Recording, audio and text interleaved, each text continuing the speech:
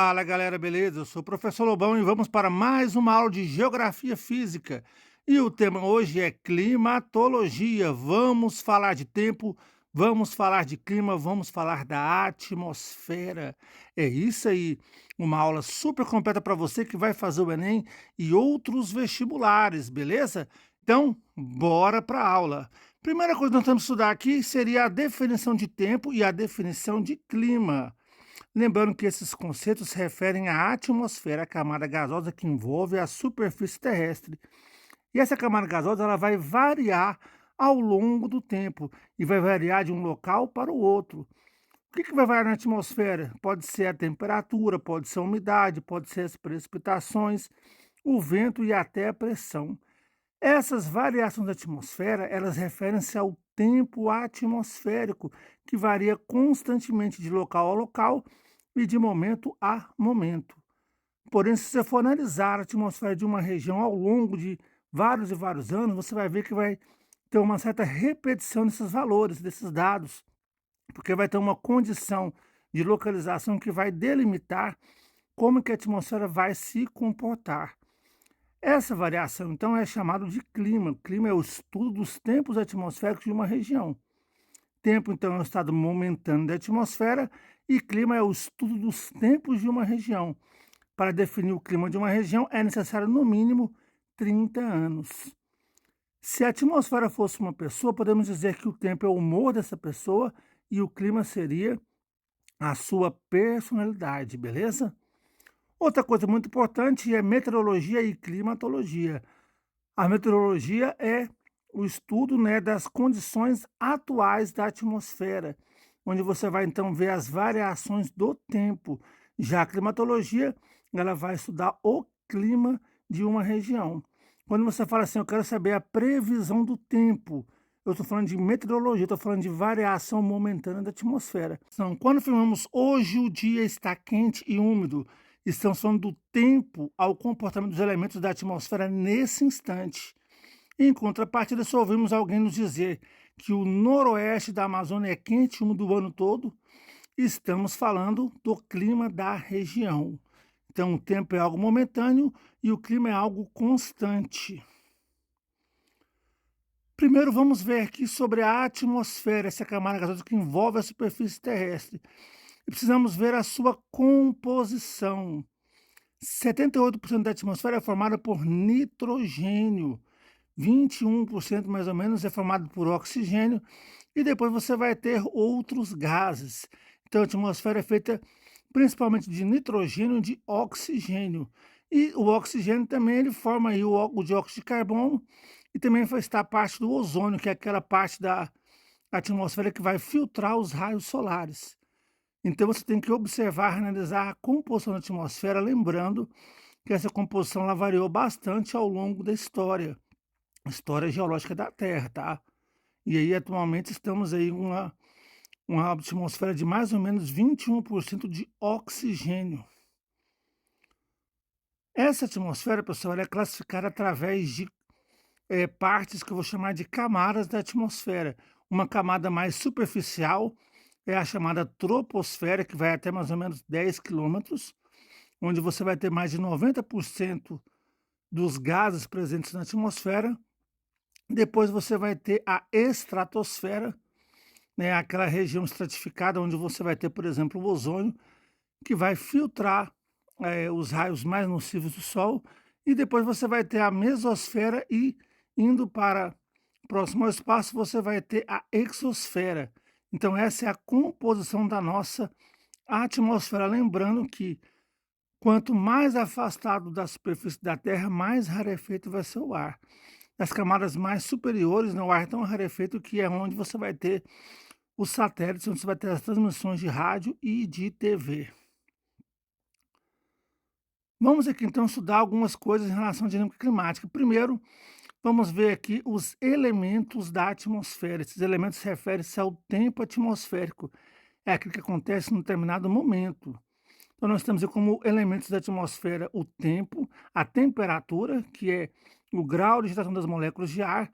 Temos também as precipitações, que é quando o vapor d'água ele volta em formato de água, né, na chuva ou no orvalho, ou então de neve, né, ou o granizo e a geada.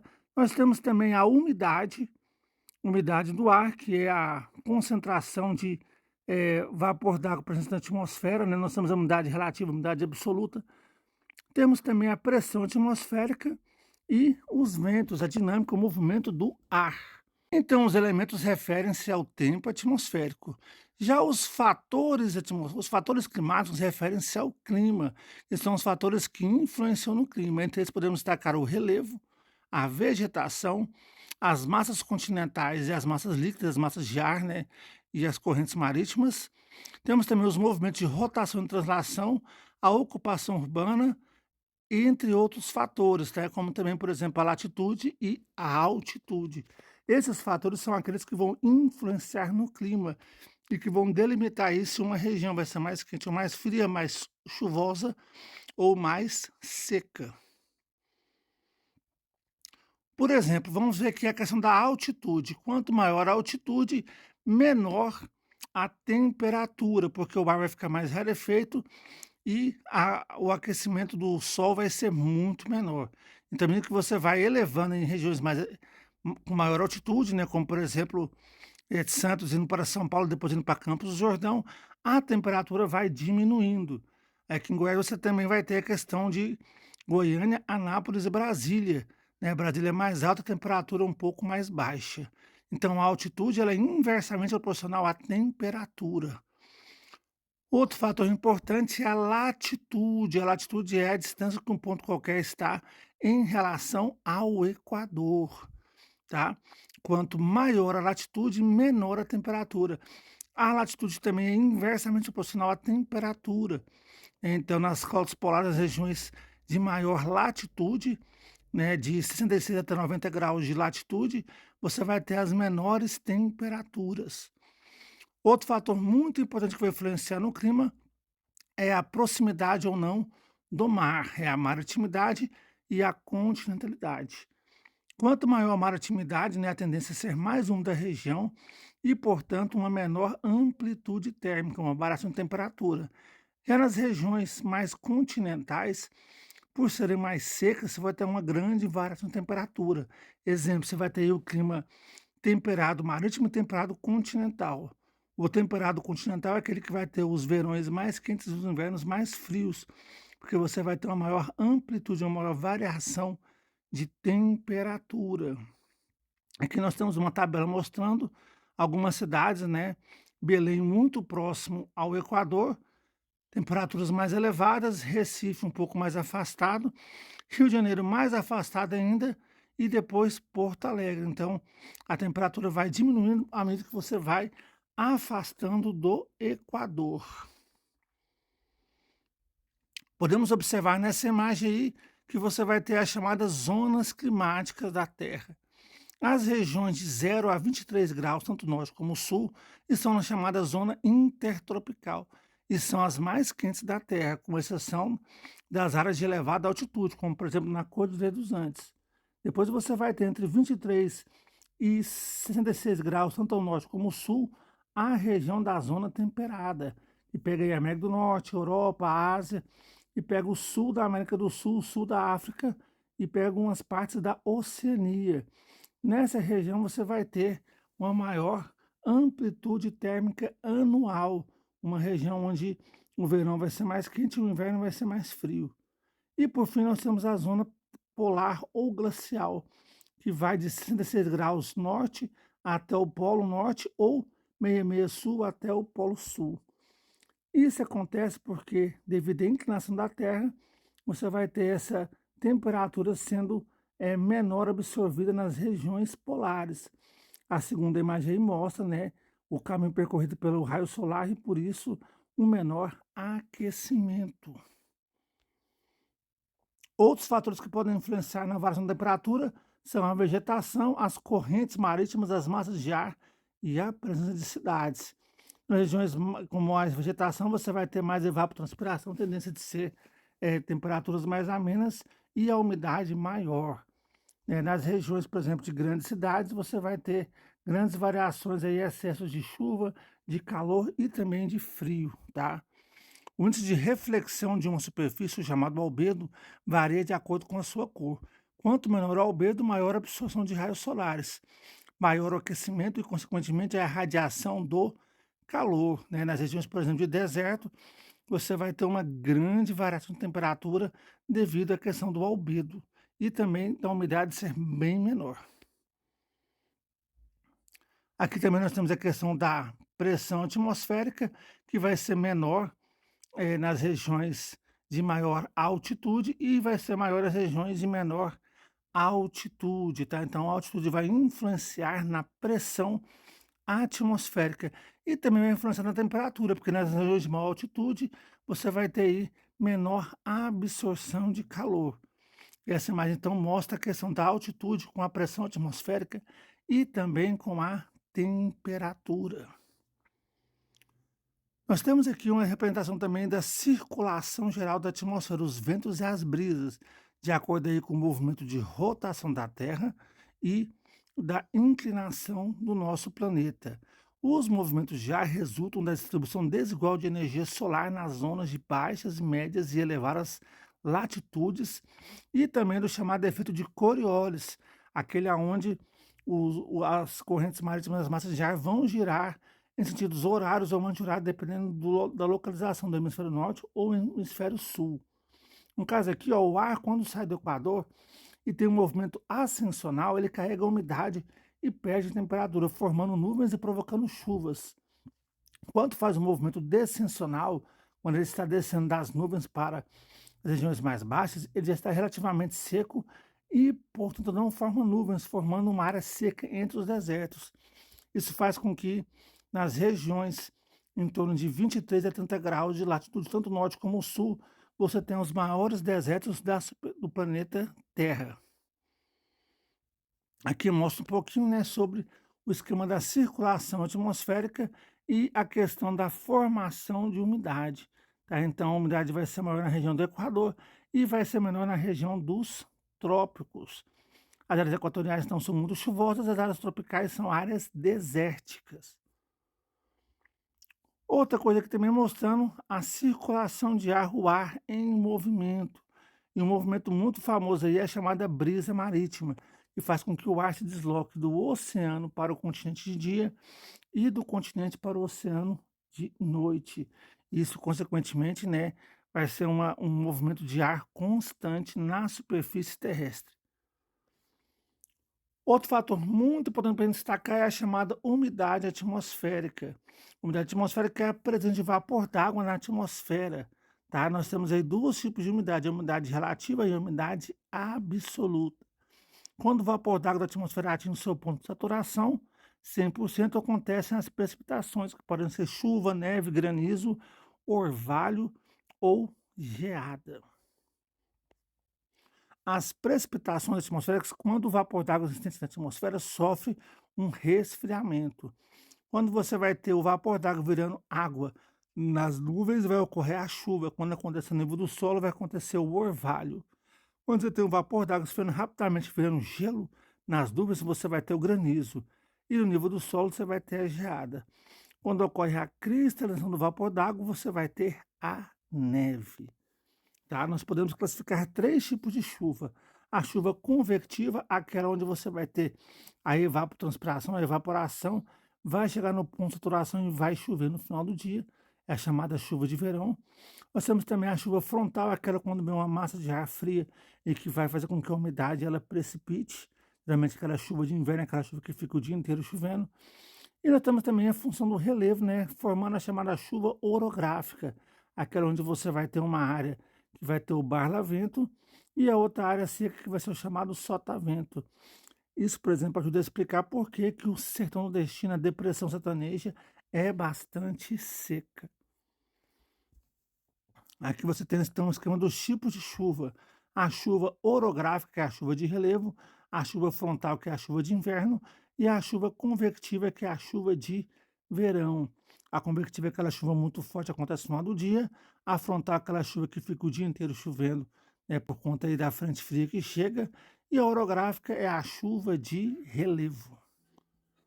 Aqui podemos observar a distribuição das chuvas de acordo com a latitude.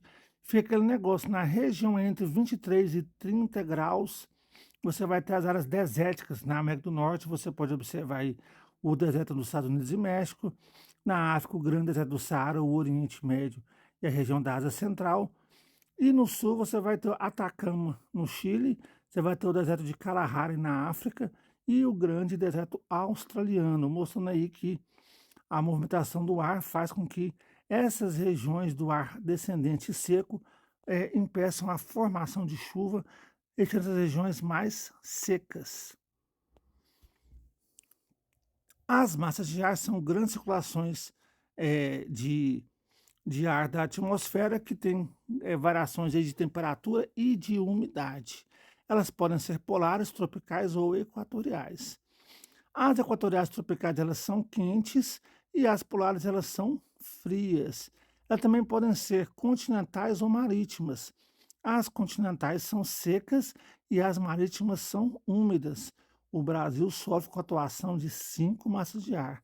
A massa equatorial continental, que é quente e úmida, né, apesar de ser continental, ela é úmida porque está na região da Amazônia. Nós temos também a massa tropical eh, atlântica, a tropical continental, a equatorial atlântica e, por fim, a massa polar atlântica. Outra coisa importante são as formações das frentes das depressões frontais. São regiões de transição entre diferentes massas de ar, são instáveis, podendo levar à origem de nuvens espessas, chuva e variação de temperatura. Se o ar frio estiver recuando de modo que a frente, ao passar por uma região ou lugar, faça com que a temperatura se eleve, chama-se frente quente. Se o ar frio estiver avançando, a temperatura cai, é chamado de frente fria. Então, essas frentes elas vão alterar a temperatura e a umidade de uma região quando elas passam. Uma outra coisa muito importante é a formação de ciclones e tornados. Os ciclones tropicais, quando ocorrem, né, no Oceano Atlântico, são chamados de furacões, quando acontece no Índico e no Pacífico, são chamados de tufões. São movimentos da atmosfera com grande temperatura e umidade e que vão gerar grandes estragos por onde passam. A origem deles vem de regiões mais secas, como a área de desertos, e onde eles vão passando, eles vão trazendo uma grande destruição. No caso dos furacões, por exemplo, eles são formados na África, atravessam o Oceano Atlântico, pegando grande umidade, e depois vão atingir a América Central e o sul dos Estados Unidos. Já os tufões são formados geralmente na região da Oceania e vão atingir aí o sul da Ásia, né, e também o extremo Oriente. Temos também os ciclones extratropicais, são mais raros e são mais fracos, né? Mas já aconteceu, por exemplo, no Brasil, o chamado Grande Catarina, né? Que aconteceu na região sul do Brasil e que também causou grandes estragos. Olha só que exemplo de ciclones tropicais, tá? Ciclone tropical é um centro de ciclone quase circular que são formados aí nas regiões, né, geralmente entre 20 a 30 graus de latitude, né? Eles são chamados de furacões na América e são chamados de tufões na Ásia e na Oceania. Aqui mostra os furacões no planeta, né? Na Ásia e também na América. Olha só, são os furacões e os tufões. Furacões e tufões são exemplos de ciclones tropicais.